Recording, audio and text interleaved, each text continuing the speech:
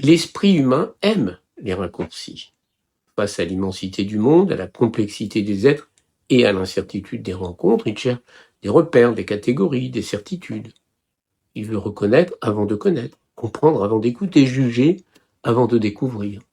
Et c'est ainsi que naît l'a priori, ce compagnon discret qui prétend nous guider mais qui souvent nous égare. L'a priori est une vitre placée entre nous et le réel. Nous croyons regarder le monde alors que nous contemplons surtout les images que nous avons déposées sur cette vitre. Nous croyons voir l'autre, mais nous voyons parfois davantage nos attentes, nos peurs ou nos souvenirs. Ainsi se construit un univers parallèle où les êtres cessent d'être eux-mêmes pour devenir les personnages d'un récit déjà écrit. Il existe dans l'a priori une promesse de sécurité. Juger rapidement dispense de l'effort de comprendre. Étiqueter permet d'éviter la nuance. Le monde devient plus simple lorsqu'il se réduit à quelques certitudes. Pourtant, cette simplicité a un prix. Ce qui semblait être une protection devient peu à peu un enfermement, car l'a priori est un poison lent. Il ne tue pas brutalement, il altère progressivement notre regard, comme une eau claire, dans laquelle tomberait une goutte invisible de venin. Il trouble peu à peu notre capacité à percevoir les choses telles qu'elles sont. Il nous persuade que nous savons déjà. Or, dès l'instant où nous croyons savoir, nous cessons souvent d'apprendre. Combien de rencontres ont été manquées parce qu'une apparence avait parlé avant une parole? Combien de talents sont demeurés ignorés parce qu'ils ne correspondaient pas aux attentes établies? Combien de conflits sont nés de suppositions transformées en certitudes?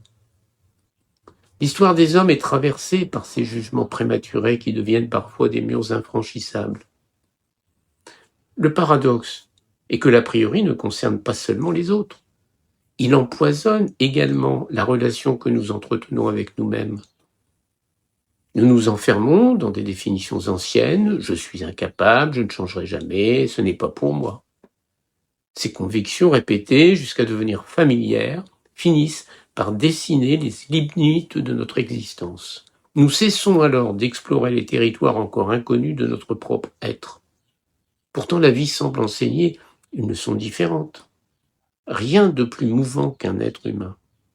Chacun porte en lui des contradictions, des métamorphoses, des promesses invisibles. Celui qui paraît faible révèle parfois une force inattendue. Celui qui semblait lointain devient un ami. Celui que l'on croyait connaître nous surprend encore après des années. La réalité déborde sans cesse les cadres que nous lui imposons. Se libérer de l'a priori ne signifie pas renoncer à tout jugement. Cela signifie accepter l'humilité d'un regard. C'est reconnaître que notre première impression n'est qu'une hypothèse et non une vérité. C'est consentir à laisser le réel nous surprendre. Cette attitude demande du courage car elle implique d'abandonner le confort des certitudes pour entrer dans l'espace plus exigeant de la découverte. Le philosophe n'est peut-être pas celui qui possède des réponses les plus nombreuses, mais celui qui conserve intacte sa capacité d'étonnement.